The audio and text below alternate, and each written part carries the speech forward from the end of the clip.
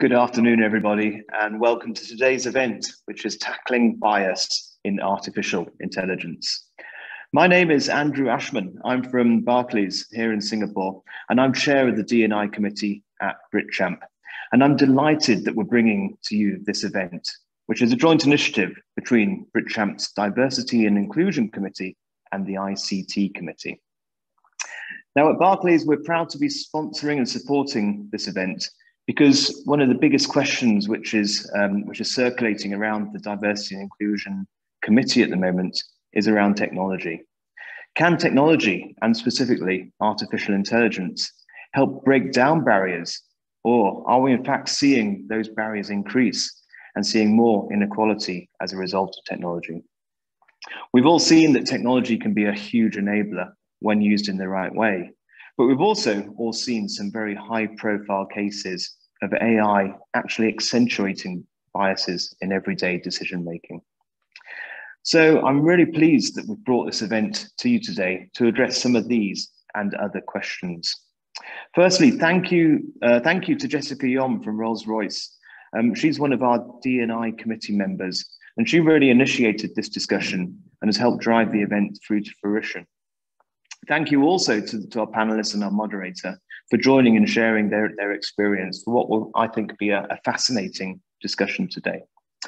So on that note, I'm very pleased to hand over to our moderator today. It's Hayley Becker, CPO and co-founder of Diversity.io. Over to you, Hayley. Thank you, Andy, for the introduction and also for the invitation to join today. It's really a pleasure to be here. Mostly because tech and diversity and inclusion are both topics that are really close to my heart personally. After years of working in tech and volunteering in D&I, during Singapore's lockdown last year, I was finally able to merge the two, and I co-founded Diversely, which is essentially a set of tools to help business become more inclusive and reduce biases from the early stages of hiring. But throughout the development of our solution in the past year, the greatest fear that I and my team have faced is that we might actually accidentally introduce more biases through tech than we're actually reducing in terms of the human processes. So we've been finding our ways around it and trying to mitigate. But you can imagine that when I was invited to this panel, I was especially excited to hear from our wonderful panelists on their views and insights and how they've been finding ways to tackle this topic, which is definitely a complex and difficult one. So on that note, I'm very happy to introduce to you our first panelist, who is Bendita Cynthia Malakia, who is the Global Head of Diversity and Inclusion at Hogan Lovells. Welcome. Then we have our second panelist, who is Rupali Gupta, who is Talent Consulting Leader ASEAN at Mercer. And finally, we have Sam Camis, who is the Director AI and Risk at Deloitte. So as you can tell, we have a really diverse, broad set of backgrounds in our panel today, which is always useful given the topic. So let's kick things off. I'd like to start off with a bit of a contextual one. So if you can each just elaborate a little bit about why you're specifically interested in this topic, and given you're each in a different industry, it'd be great to hear where you're mainly seeing AI being deployed in your industries, and what are some of the examples of where you're seeing tech bias specifically creep in? Can I start off with Bendita, please? Thank you so much, Hayley, and I'm so delighted to be here and thank BritCham for all of their work with respect to diversity, equity, and inclusion. This topic is important to me, in particular because it's what I do, but also identify as a Black queer woman.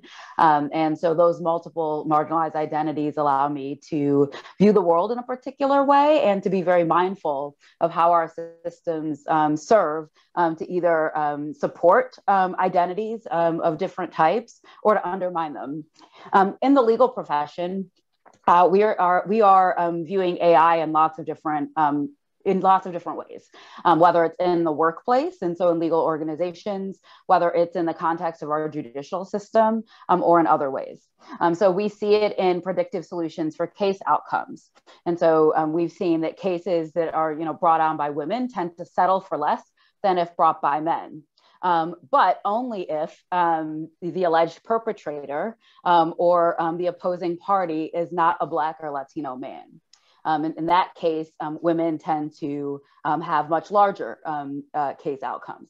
And so we are also seeing predictive software for sentencing.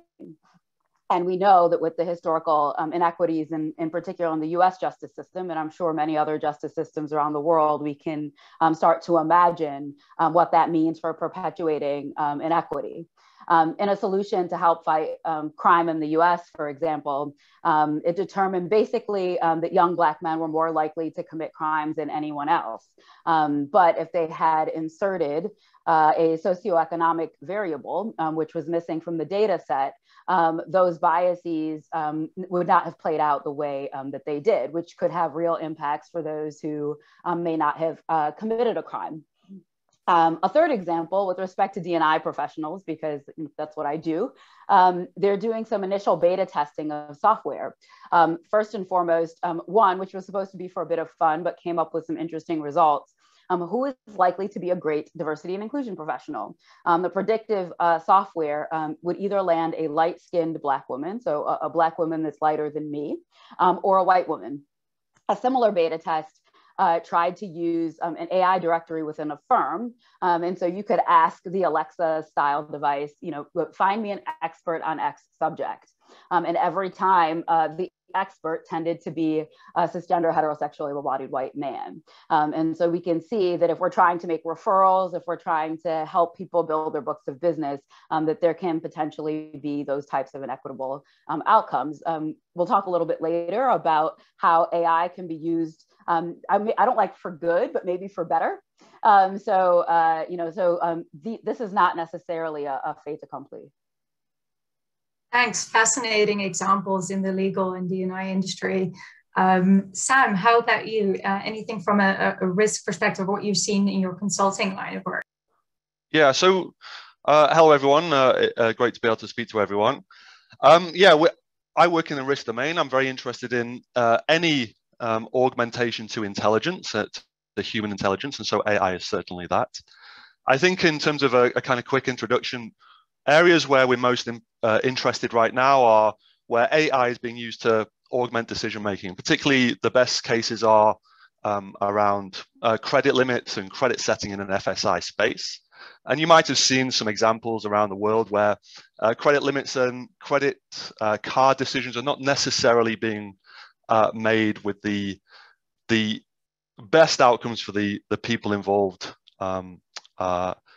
at heart. And because we're starting to trial with the use of machines that are trying to add personalization, effectiveness to the decision making. Maybe it's building models around how a profile impacts some financial behavior, or how past profiles and clusters and shapes and similarities amongst population bases impact how people manage their finances. And in that space, we start to see pattern matching devices, predictive engines starting to be fed in.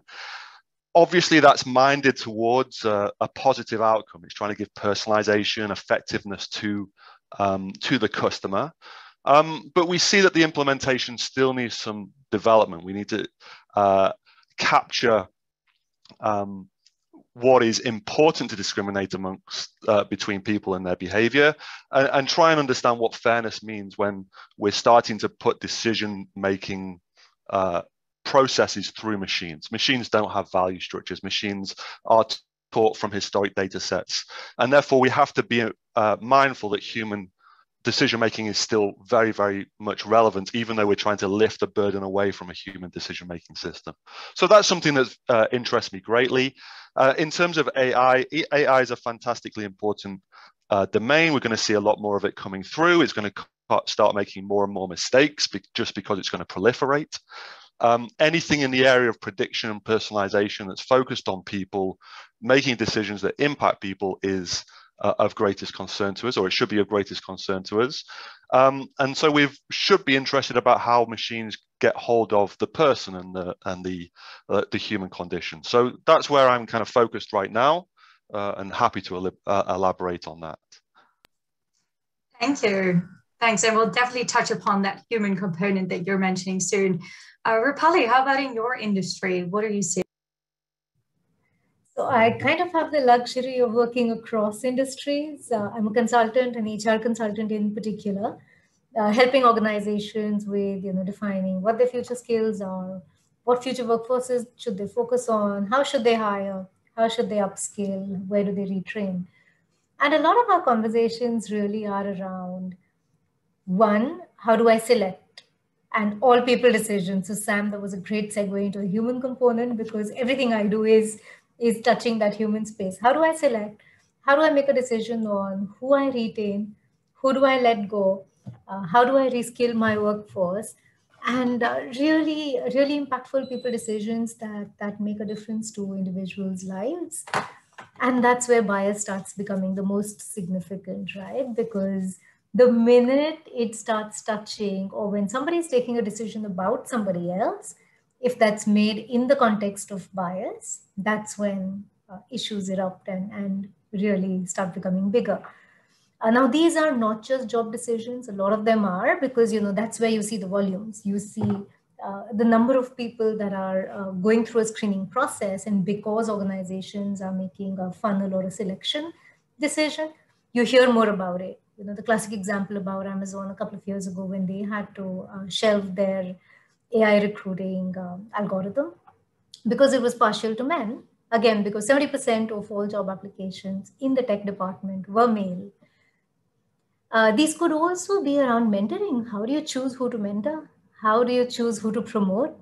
And in the current healthcare sector across the world, how do you triage and make decisions on prioritizing resources for care? Because these are real life and death situations. So multiple areas like that. We are seeing a couple of things in HR. So one is recruiting. I spoke about that. We're seeing a lot of AI predictive models. So who's going to leave my organization? Chatbots who can, go around, speak with employees, ask a series of questions, process that data, and predict who's going to leave, who's at risk of going away. And we're seeing a couple of use cases around learning and development. We're seeing loads and loads of automation, not as much AI, but automation in terms of tasks getting done automatically. Noted. Really interesting to hear the different use cases that are around, and also the different types of biases. I think each of you, and I've specifically heard it in Bendita's story, mentioned what is the impact on individuals when these biases do creep in. What would also be interesting is how will it impact not only individuals, but also businesses? And our business is seeing and feeling the impact of these tech biases, either financially, legally. What are you seeing in those respects? And maybe we start off with Sam on this one. Yeah, so I think there's two areas where I would emphasize. One, I will leave my fellow panelists to speak to more, because I think they'll be more able to, and that's an activation in the public, in the media, and awareness that tech makes decisions, or AI is making decisions. It makes decisions that might not necessarily favor everyone. I mean, we can talk a little bit more about this, but we have to respect the fact that AI is designed, or particularly decision-making AI is designed to discriminate. It's designed to make a decision between A or B. And so it is at its heart a decision-making tool with discriminatory powers. So there is an element of activation in the members of the public. People are starting to switch on to this. I used to work in advertising, and people were starting to realize that the personalization engines were starting to impact them. What they could see, what offers they got, when they got them, etc., etc. But the one that's most at the forefront of my mind, and this week is a good week to discuss it, is the regulation, and particularly in the financial space. And finance is its own world, but it touches everything. The European Union has just engaged its AI regulation, so the banks, particularly in the retail space, have to conform to a set of fairness and explainability requirements. Hot on its heels is Singapore. MAS is very much a leader in this field. We have the FEAT and the Veritas projects coming out of MAS. We have IMDA's AI governance framework. So we are starting to see the regulator get live to a few issues. First of all, AI makes discriminatory decisions, therefore bias can come in, therefore it impacts individuals, particularly in the retail context. We must control that. Secondarily to that, there is the infrastructure or the systemic risk. If we have machines making trading decisions, how fast can they be corrected? What does runaway AI look like? We're not quite there yet, but it's a potential. So that's the kind of how I see the world. Two areas. First, the regulator switching on, and that's, you know, speaking from where I am sat right now in Deloitte. We help our clients through regulatory pressure. So that's absolutely red hot right now. But at the same time, it's something bigger. There's a stakeholder risk. There's a trust and community issue that needs to be addressed, because the customers themselves, when they use Siri and Google Assistant, they know full well what AI does and can do and how it goes wrong. Everyone is starting to appreciate the boundaries of this new world. Definitely, thanks. Bendita, anything from your perspective or perhaps legal view?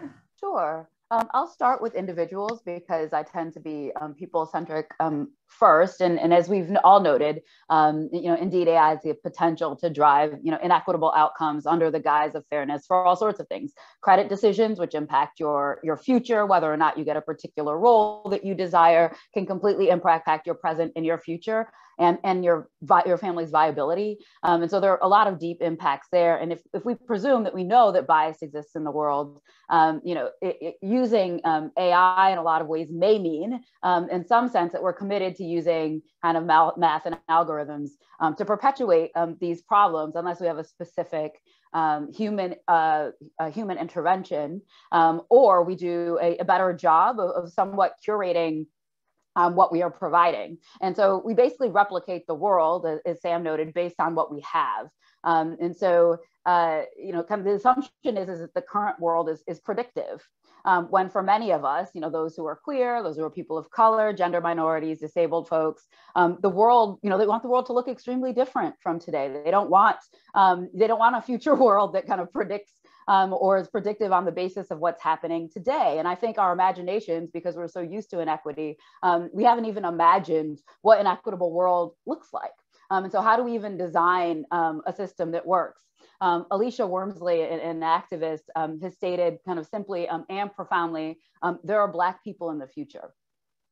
And she's put up billboards all around the country and in some places in other parts of the world that basically just states there are Black people in the future. And there's this idea when we look at science fiction, when we look at other modes over time, media over time, we don't necessarily put people who are underrepresented in the future. When I ask some of my colleagues, when you imagine the future, do you imagine people in wheelchairs, right? So we often assume that we are going to advance out of these quote unquote problems, which a lot of people with those identities don't necessarily view as problems. And so what we're trying to do is make sure that, somehow we need to have people with imagination who can think about what a new future looks like, who can then influence what goes in. And that's incredibly difficult. I mean, it somewhat obviates the entire purpose of AI, which in most circumstances is speed and efficiency.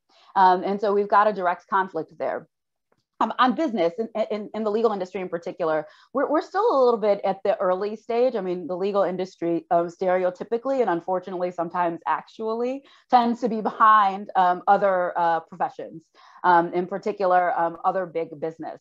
And I noted some of the ways that the profession is using AI, but another example is legal tech, and we at Hogan Lovells do a really great job through our industry sector groups and others at using a lot of legal tech. But one of the ways that we and lots of other large law firms are starting to use it is in the context of document review.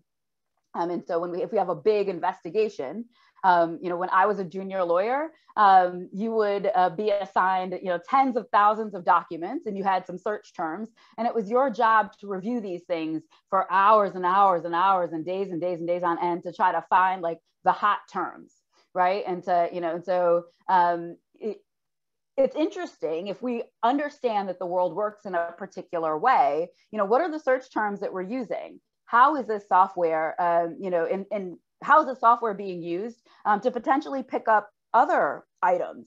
And oftentimes what we find is it really just reifies bias. So in a particular circumstance where you have someone like me or other people, whether underrepresented or not, who have a particular lens on the world, who may be able to pick up additional things that a computer may not be able to understand on the basis of the ways that we understand our cultures and societies to work, you're able to pick up on some potential documents that could potentially help your client's case, whereas the software may not necessarily be able to do that. And so it's just an interesting area. And of course, the implication of that is that to the extent that we're not actually doing that well, we're not necessarily serving our clients well. And that could potentially have an impact on our relationship with our clients and the potential outcome in that particular matter or case. As an additional, I guess maybe a note to Benna, the legal profession is a profession. I mean, it's very much a craft profession, right? And what people are paying for is intellect. And I think people pay for intellect in lots of other areas as well. So I'm not trying to pretend that the legal profession is the only profession that operates that way. But there is something to be said for, the fact that when clients come to us, they look at the schools they went to and they say, okay, great, Harvard, Yale, fine, you're good. We trust you to do X, Y, and Z.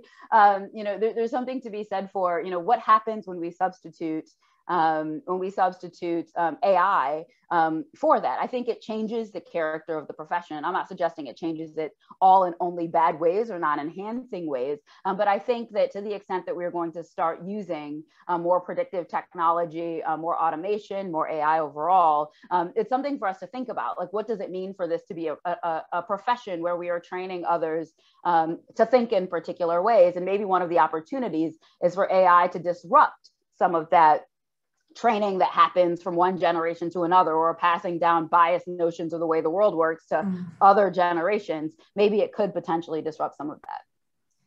Well, that's really fascinating. And I quite like the example actually that you used around using education background as a ways of judging your intellectual capability, because in fact, that's exactly one element that we are diversely trying to avoid, because we see that exactly as a shortcut human bias, if you will, of where human bias judgment is used to make decisions. And Rupali, I'd kind of like to link that into obviously your HR.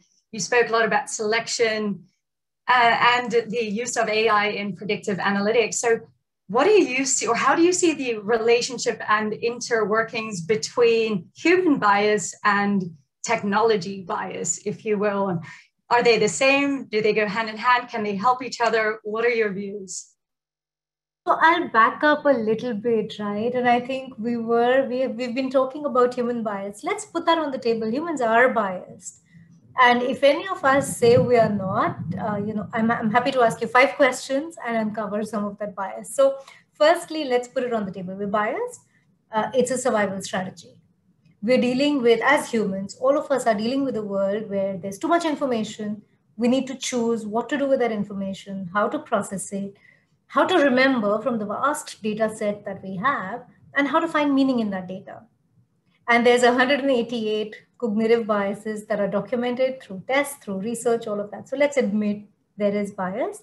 We may be aware of some of these. We may not be aware of some of them. That's the only difference.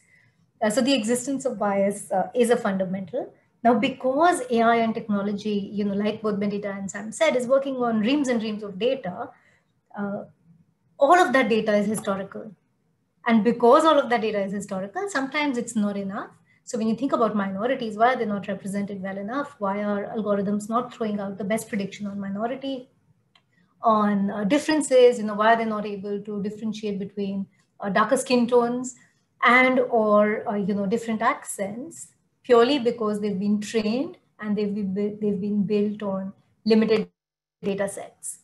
How can we help? We can create massive data sets. So that's the first way we could help. But just going back to that bias, right? Now, the minute your technology picks on that human bias, you're just intensifying it. And you're creating a problem which wasn't intended to be. But again, there's the beauty of being able to question the algorithm. There's the beauty of being able to look at it. Whereas if you go into my thinking process, or Bendita's, or even yours, Hayley, if we go into our thinking process, it's so hard to explain, did I choose that candidate because they were like me? Did I choose them because they were male or female? Did I choose them because I thought I could have drinks with them at the bar after work? Or did I choose them purely because I thought they were very intellectually capable? On the basis of what, right? So it kind of goes back to what are the steps we take? What's my process? Am I even questioning the fact that this process or these steps may be open to bias? When I'm choosing an interviewing panel, and let's stay with recruiting because all of us have touched recruiting as a process. We've all hired people into our teams. We've all been through recruiting processes ourselves, right? So if you think of even something as simple as who's the panel for the interview, did the hiring manager and HR choose it based on certain goals? Did you have diversity and inclusion goals, fairness goals, even more fundamental? Did you have any fairness goals? And what's fair to Bendita, what's fair to Sam, and what's fair to me could be different. We could have 3 different definitions of fairness right here amongst ourselves. So it's back to that, right? Do I have a process which I've thought about? Have I asked myself in that process, is this open to bias? Did I have, did I choose a panel of people who I work very well with? And that there again is that scope for bias, right? I know I can work very well with these people. And that's why these 5 people go out and interview. So I know the output of that decision is going to be somebody that all of us can work with. And because, we're a team, we work so well together, we go in for culture fit. Culture fit by itself, and I'm sorry, I might be throwing a lot of things out here, but the minute organizations start screening for culture fit, what are we doing? There's scope for bias, isn't there?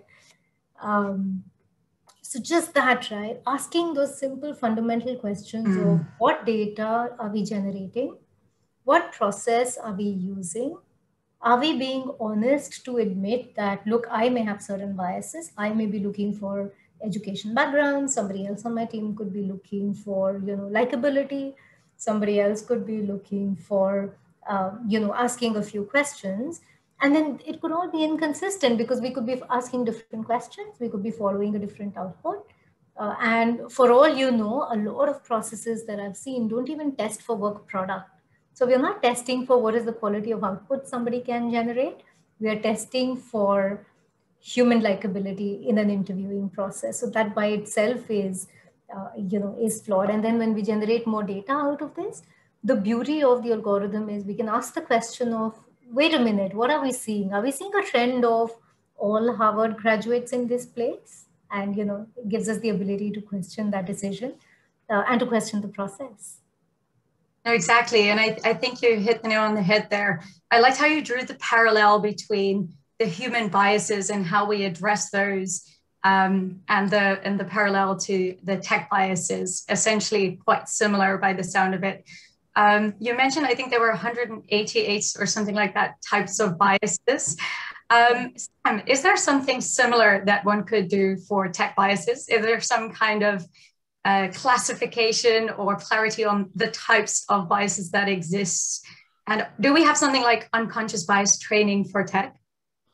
Yeah, absolutely. I mean, there is a big movement in the tech circles to put diagnostics around the AI algorithms themselves, and you will find this for anyone who's entering into this space. You'll find a running refrain: fairness and explainability.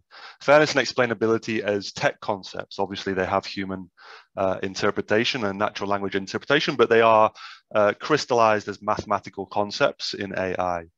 These are interesting because as we've started to adopt AI, it's an unfortunate paradox that the best AI are more obscure in the way that they work. So they are very difficult to explain. They are very much black boxes. What that means is that they're not going to start doing the kind of sci-fi Terminator kind of walking out of the flames and attacking humans, but they are difficult to understand the basis upon which they make decisions. Okay, so you can train the model will spit out decisions, but then if you ask why did it come to certain decisions, it becomes harder and harder to explain the more advanced the algorithm is. And the ones that people are using right now that are hardest to explain are the neural networks and the deep nets. So around that, we have a whole infrastructure of mathematical tools to try and probe the workings of these models. Sometimes we build mirror images that are themselves better to explain. You can pull them apart and understand, or you just run massive test cycles against them. So that kind of tool set has started to arise. Yes, definitely. In terms of the biases that enter into the machines, however, it's very much the case that the biases echo human bias. So we should consider that the AI, for the most part, are not supremely intelligent. They certainly aren't operating yet at the level of human intelligence. It's very much the case, in echoing what Bendita has said, echoing what Rupali said. In some cases, whilst the AI is useful for efficiency or effectiveness, or jolting us away from inertia in a human thought process, the reality is that most of the AIs that we'll encounter are actually simplifying the system greatly. So they are trying to boil down a very complex environment, a very complex set of factors into a smaller set of considerations, and that it will be naturally backward looking and not necessarily responsive to where we want to push the decision making, or whether the past was good. And the AI will not itself be able to determine good and bad. We have to infuse that from our human perspective. So in terms of the type of things that AI gets wrong, I think the better way to kind of consider it is they amplify faults in the human thought process, and they amplify faults in the training process. And it's very, very easy to get the training process wrong. And so just to kind of sign off on that thought is, a lot of organizations that are doing AI for the first time, there's a natural process where you have to train the AI in its first instance. So you have to get a historical piece of data. That data might not necessarily be the best data. It might just be the data that's available. And so therefore you accidentally bake in the sins of the past into your AI, and it kind of rolls forward on that basis. And whilst that is an increasingly understood challenge, it does still happen. You do still see it. So that's how I would frame the types of mistakes they make. Thanks, Simon. And Bendita, I think I remember when we had an introduction call, you explicitly mentioned the data set component. And even when people think they're getting a broad and inclusive data set, that might not be the case. Is that something you'd like to elaborate on? Sure. I mean, I think it almost speaks for itself. I think, we've got certain ideas about who we are as people. And when I talk to most people, I think as Rupali was intimating, most people think that they are unbiased and that they're fair. And of course, our society tries to reiterate that as an aspiration already accomplished. And so, there are challenges there. And unless you have, kind of a diverse group of people who are evaluating kind of the system up front, people that are empowered to be able to provide their input. So they can't just be there, but they've got to be empowered to be able to provide that input and perspective all the way across.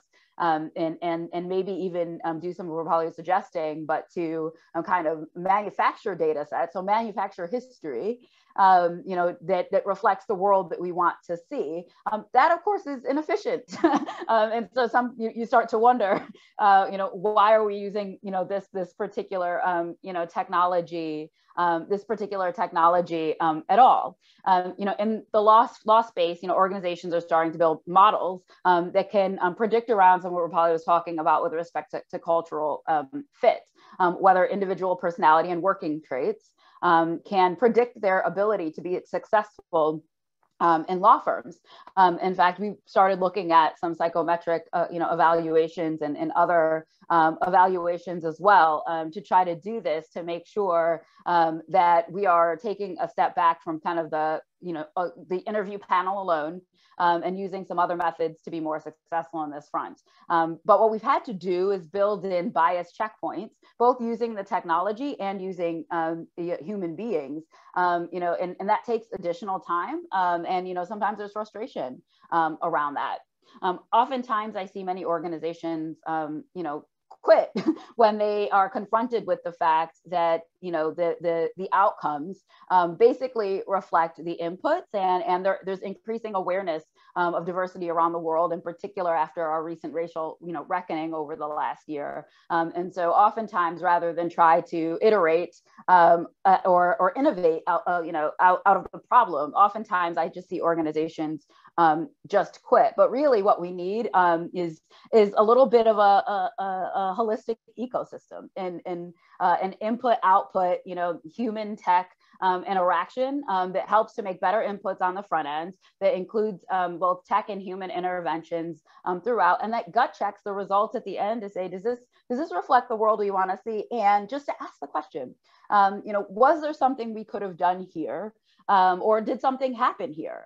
Because truth is while there are tons of explicit and conscious biases, a lot of the biases that control our universe tend to be implicit, and you don't know them until they're made clear. And so really just having those diverse perspectives and just building in with the explicit assumption that we know that our worlds are biased and that we need to structure around that is just really, really, really important. Fantastic, thanks. So I think we've already heard quite a few tips and ideas around how to address it now. And Sam, you touched briefly upon what some governments are perhaps doing. You mentioned the EU's AI regulation just came out.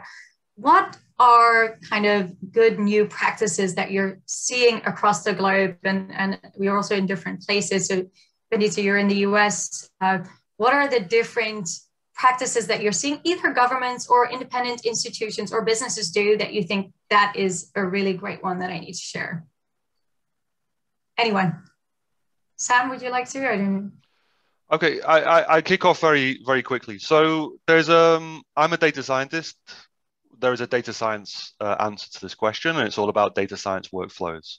And the panel have all picked up on the correct answers. It's very intuitive. We're training models as if a child would learn at school. So therefore that training process is very, very important. Where does the data come from? What's the authority? What's the definition of good? What are the value structures that are encoded inside that data? Do we want to teach a child or the AI to do something based on what was done in the past? Is the past a good model? So all of these kind of questions can be infused into an AI workflow, a technical kind of stage gate process with bits of maths and diagnostics all the way along. And then there's a big conversation about spotting bias as it occurs on the implementation phase, which is a little bit, has been a little bit soft in the early experiments around AI. There's been this sense that the AI is baked and then it's launched and then it will do its thing without supervision. So supervision is a big point. However, that's a little bit of an obvious answer. I think the thing that really encourages me is organizations that are trying to break what used to be a data science silo. This tech silo really makes no sense in our digital world anymore. Break down that and actually recognize it for what it is. AI is just an extension of human intelligence, and therefore it needs to be plugged into the wider decision-making and value structure of an organization. And that's where a lot of our my current work is focused, is kind of skills building or awareness building or debunking or trying to bring down the barriers and the hype that have been built up around AI.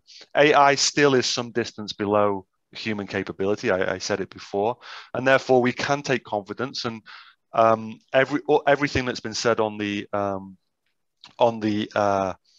panel so far, or by the panel so far, about how we would take steps to control AI are exactly right. They all have a kind of mathematical version or a mathematical extension. It's intuitive. Everyone understands how to control these machines. It doesn't take a professor or a data scientist to do it. So that's where I'm most encouraged, is organizations that are pulling the control of AI out of a tech domain and into the organization at large. Bendita, are you seeing? Yeah, go for it. Sure. So what's interesting to me, so much of this is about humility. It's about admitting that that you might not know everything that you ought to know, and that your own individual data set may not be that great. And so what do we do about that? And that's an admission that many are not very comfortable making. And I think in the rush to try to differentiate yourself, in particular in the legal profession, where we've got a lot of great, in particular, large firms and a lot of great firms of all sizes, it's really challenging to differentiate yourself in a very crowded legal market. And so pulling one of these tools off the shelf and saying, hey, we can review your documents in 50 hours rather than 300 hours, or even 1,000, even 1,000 hours, with respect to little individual baby lawyers like I was a while back, taking a look at these documents. And so we need more humility than most of us have. And I'm not sure governments have that humility yet either. And I'm not sure all the ties are necessarily being made. As we continue to consider the rollout of GDPR, I think in the US, what's fascinating to me is legislation, in Europe in particular, that's so focused on data privacy. I mean, in particular, in my profession, we spend more time than I like to admit thinking about how can we use the data that we've collected? What have we collected? How can we collect it? Where can we collect it? And how can we use it? And it's incredibly hard in a business, that has, 40 or 45 offices. And and every week there's a new law somewhere that kind of further restricts our ability to use individual data. The fact that there hasn't been as much thought to, other items like facial recognition, or, biometric data or other data, and how we're using that and what it means to comprise people and individual information in these data sets to use to predict in the future. I mean, the research could be out there. People could be analyzing this. I just haven't seen it. What does it mean that we're using data and individual data over time, over the course of history, and now using it to shape our future? I don't know the answer to that, but I definitely think that it's an area that our businesses and governments need to be thinking about in the context of what is privacy and what works. And there may be some trademark and public use and other kind of existing legal structures that may cover some of that area. Maybe at a certain point of time, if you existed 150 years ago, your privacy doesn't matter. But it's an interesting land to be in. Definitely. Just before we jump in, the last couple of questions, because we'll be stopping by 4:50 Singapore time for some Q&A. So if anyone does have some questions, please do pop them in the Q&A and we'll get to those for the last 10 minutes of the session. Just wanted to have that. So Bendita, a really interesting point around the data as well. And I was just reading an article by Gartner on exactly this topic, on how data privacy officers and CISOs and all those type of roles need to become much more involved also in the D&I space to figure out, rather than saying we can't do anything and no, you can't use anything, how might we use the data or structure the data such that we can be using this for the right purposes, as you say, for better, if not for good. So completely, we don't have the answer, neither did they. So Rupali, from your perspective as well, how are you seeing data consideration issues coming up in this discussion? And I'll just summarize it with one statement. And I'm hoping it's not sensitive, but why are China's facial recognition algorithms stronger? For two reasons. One, they don't have restrictions on how they're using and collecting their data. And two, because they have large volumes of data. So I'll leave the data conversation there. So my view, Hayley, and I was just wanting to summarize and kind of, draw that beautiful future together to say, between what Sam and Bendita were saying, we need humans to do what humans can do best, which is really visualize what that future should be, what great looks like, and how we envision the future in the world for tomorrow. And we need to let machines do what they do best, which is really around giving us options to choose from, and integrating that human machine rather than fighting it and making an either-or battle. We need to make it an and battle. How can we work together so that we are leveraging the power of data analytics and prediction with a human in the loop kind of an interface, so that there are options that people could choose from? Asking ourselves the questions around, in that process of, have we created steps in the input and steps in the decision making that are open to biases, and very honestly having a bunch of people with different perspectives people who experience the world differently to ask these really difficult questions. Or yes, maybe you see it, right, and it's the way of life for you, but it isn't for me. And because my view is not represented here, what can we do to make sure that my view is taken into account? Those are the honest conversations we need, and we need to work together with machines rather than battle it. Fantastic. And that does very well segue into one of my final questions also. And let's start with you, Bendita. So what are your kind of predictions, if you will, for the future of AI in decision-making? Will it be a decision-making tool, or how will we be using it, do you think? I think the train has left the station. I think we're going to continue to use it. I think it's not a bad thing. I don't think this is an either or. I think this is an everything and I think that especially in societies that build, thrive on speed and efficiency, and so most countries they'll continue to use AI to drive their decision making. What I'm hopeful for is additional transparency. What we tend to find in the D&I space is a lack of transparency perpetuates the status quo. It's not lost on me that Sam mentioned that some of the best AI tools are pretty opaque. And so, we've got a lot of work to do to one, make sure that we kind of understand what we're doing so that we understand the future that we're building, and we can then make some value judgments about whether or not that's the future that we want to be building. But I think it's really important that we don't be scared of this. I think because a lot of technology we just view is being objective, and that's kind of the root of this entire conversation.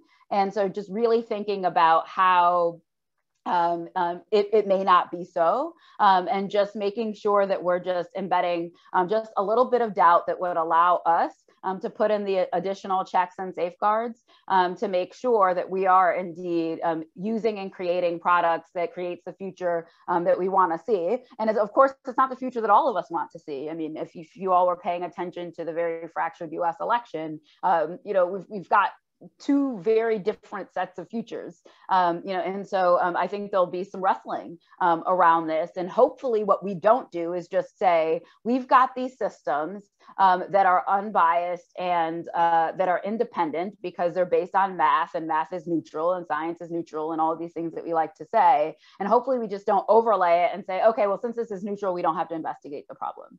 And so I'm hopeful that we won't do that on the basis of this conversation and many other conversations and articles that I've seen, some of the testimony that's happened before the US Congress, some of the ways that various tech leaders are thinking about this and looking at this, people like Sam that are working every day to work with clients to figure out how to navigate these types of issues.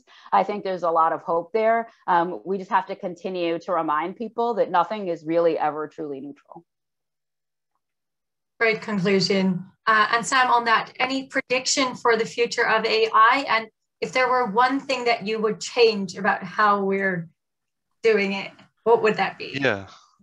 So, I mean, I'm very much aligned with Bendita. I think the ship has sailed. We're going to see a lot more AI, and therefore we're going to see a lot more legal challenges. We're going to see a lot more people making mistakes with AI. There's going to be a big learning process. I think rather than kind of what the prediction is, I think it's more framing it as a choice. There are going to be some sections of our economy that will adopt the black boxes as if they are machines on the factory floor and expect the machines to just keep ticking away, doing good and producing units, or whatever, however we might frame it. Incredibly fragile system, because one day it's not going to be good enough, whether it be a problem with a customer or some kind of systemic risk. Those who will succeed will be able to incorporate AI, understand it for what it is. It is a politically active agent. It does demand the same kind of governance and support structures as the human workforce. It does behave in these ways. It is dynamic. It does encode values. And so the organizations that embrace that are going to succeed. In terms of what do I recommend, there is a mathematical conversation that's very boring about workflows. Everyone who comes out of university should be running those workflows naturally. It's not a secret. So therefore, it's more about a challenge to the boards. And I think it's very interesting in Singapore. We've just had our technology risk management guidance updated, and there's a big piece in there about making sure that the boards understand digital technology, and the same goes for AI. Can we honestly say, those of us who sit on boards, do I understand what AI is? Do I understand what it can do and how it can fail? And have I played my card in terms of controlling and governing AI in my organization? Have I encoded values structures into the AI? And to be frank, without kind of being critical, I think some boards are lacking in this area. So that would be my recommendation: is build it. It doesn't mean put professors on the board. It means each of us invest in our own understanding of AI. It doesn't mean we all become mathematicians. It's a much more human-based set of considerations. But that would be my recommendations. Fantastic, thanks. And I just saw a question pop up on the Q&A, so I'm just going to throw that out. I haven't read it either. It's from Derek, and he's asking, on a day-to-day basis, how can AI be used to help us better understand our own unconscious biases? What signs can we look out for in products and services that might be using, I quote, bad AI?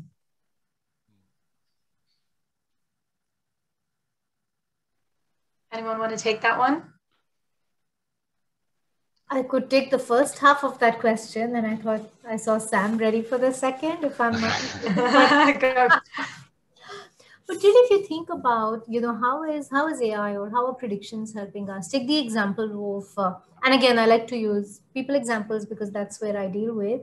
But if you think about, a job matching system that favors male candidates for CEOs, again, it's on the basis of data, right? 70% of past CEOs have been male. And all it offers you is the opportunity of looking at it when it's aggregated at a data level and give you that point to really question your assumptions. Another example of that, and this was done in the US, where the job matching system ran through a lot of CVs and it just aggregated nurse and babysitter to female because, that's how it translated from Spanish, the term of love. So it's just back to AI it's showing you another mirror. It's showing you a mirror as a human being, which is based on data. It's not about its technology bad, of course not. It's learned the wrong thing. It's built, or it's just processing that data and showing you an output. And it's in your control to look at that output and say, is this the output of the world I want to see? Is this accurate or not? So think of it as a mirror, and it's really doing that. It's amplifying in some cases the problem. Yeah. Yeah. Great example, Sam. Yeah, absolutely. I think very much using the AI to present a different perspective, reveal something that you're missing yourself, I think is very, very interesting. I prefer, in our current day and age, although we're moving fast in the technology curve, augmentation of human decisions. So the human still takes the decision, but the AI can support and the human can override. I think that's still a good way of thinking about things. In terms of bad AI, I will make the point that AI is just strings of numbers, it's algorithms. There's no such thing as good and bad in the world of AI. And that's the problem. AI doesn't know what good and bad is. And sometimes the humans don't know what good and bad is. That's really what the problem is. And so therefore, we're talking about execution, bad execution. We've seen examples of bad execution. The poor gentleman who was dragged off the United Airlines from the overbooking example, that's bad execution because the models predicted that he won't show up. There's a degree of tolerance in the model. The model's got it wrong on this occasion, and therefore they've sold too many tickets. Fine, that's what AI does. If we had 100% prediction models, then there'll be some very rich people around. There are some very rich people, but there'll be more rich people. So then bad AI because their decision was to maybe not drag that person off the aircraft, but that's what they ended up with. So that's a good example of bad execution. Someone's made a zealous decision and they've got no support structure. And I think this is holding back AI. A lot of organizations are unwilling to go towards full use of AI because they're conscious that they don't quite know what happens when the the AI goes wrong. And that's why I was talking earlier about like, well, what's the AI alternative of HR? Because humans make mistakes, and human mistakes, human to human, are in some regards more easy to tolerate or explain, or at least put some safety net around. So what's the AI safety net look like? I think when I hear these phrases, bad AI, that's what I'm talking about. And we've seen plenty of examples. We saw Steve Wozniak and the Apple Card and his wife and different credit limits. That was a famous example last year. We saw the corrupted Microsoft chatbot on Twitter. These are all bad, but they're bad in execution. The AI did nothing wrong. Yeah, it's innocent. It's an innocent party. It was trained badly. It was exposed to outcomes and not given a support infrastructure. So that's how we should think. It's all about the execution. How do I package the AI? Thanks, Sam. And I think I just saw another question pop up. No more questions. I'll do the wrap up from here. So just a brief summary of the discussion. Both human and tech bias is unavoidable. It's part of life. The best we can do is make sure we are aware of the types of biases and where they might occur. We can mitigate it throughout the data review and scope algorithms. But I think the most important message that I got here is that accountability. So really combining the human accountability, human supervision, and human review with tech, and seeing tech more as an augmentation. And in terms of predictions, that train has left the station. We're going to be working with AI. So let's make sure that we understand both the mathematic data science perspective, as well as the human basic knowledge understanding that should be everywhere, as well as in the board. So thank you, everyone. On that note, I'd like to hand it over to Andy. Thank you, Hayley. I thought that was a really fascinating discussion. I certainly learned a lot about the many aspects of AI and how it touches diversity and inclusion. I also think that the whole panel raised a lot more questions than we went in starting this discussion. So I'm sure that we'll be hosting more discussion topics as this section of the market develops. Now, today's event wouldn't be possible without a whole army of people who worked on the production. So a number of thank yous from me. Firstly, thank you to our panelists, to Bendita, Rupali, and Sam. I thought you all brought some very different but very complementary perspectives to this topic. So thank you for a fascinating discussion. Thank you also to Hayley for moderating and navigating the topic so professionally. I thought you did a great job. Well done on that. Thanks also to the D&I committee, the Diversity and Inclusion Committee at BritCham, and the ICT committee, both staffed by volunteers who are passionate about this subject. Particularly Jessica Yom, Anna Liddle, Magda Celli, and Carol Kushian, who really drove this event to production today. So thank you for your work. And thank you to the sponsor, Barclays, for your ongoing support to diversity and inclusion events at BritCham. And then finally, thank you also to the BritCham team. Sabina in particular, you managed the production in a very professional way. So thank you for all your hard work bringing this event to fruition today. We do have a number of future events that we wanted to highlight. They are flashed on the screen. I won't go through each one individually, but please do take the time to note the calendar. There's a lot of content, a lot of interesting content. So please do take the time to note and register for the events that interest you. And then finally, also, we have a feedback form. Please do take the time to send us the feedback. Your feedback really does count. We use it to really tailor our events, and it's really useful for us to see what you think of each discussion topic. So please do take the time to send us your feedback. I think that's it for the discussion today. Thanks to everyone for attending. And on that note, we'll close. Thank you.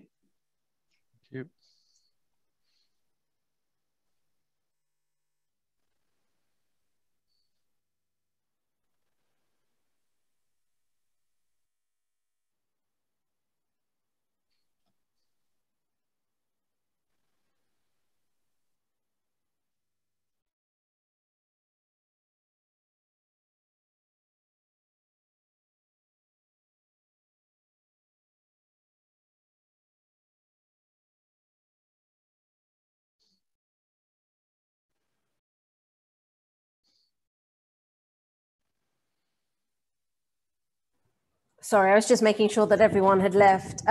Thank you so much, guys. I am a complete layperson in this regard, and I found it fascinating. I don't know where the hour went. I could have listened for another hour. It was truly very, very informative for me. So thanks so much for that. And it came across really well. We kept our audience right till the end, which I think is a true testament of a good event. No one got bored and left halfway through, which is just fabulous. So, you know, once again, on behalf of the Chamber and the D&I Committee, thank you so much to all of you for taking part and you know, giving us your time. And Bendita, a big thank you to you for waking up at some insane hour in the morning in the US to join us for both the dry run and today. And it's been a pleasure working with you all. And I look forward to following you on LinkedIn and hearing what's coming up for this industry. So a big thank you from me. Thanks, sir. Thanks, everyone. Thank you very much. We enjoyed it. Stay safe, stay healthy. Bye, everyone. Thank you. Take care. Goodbye.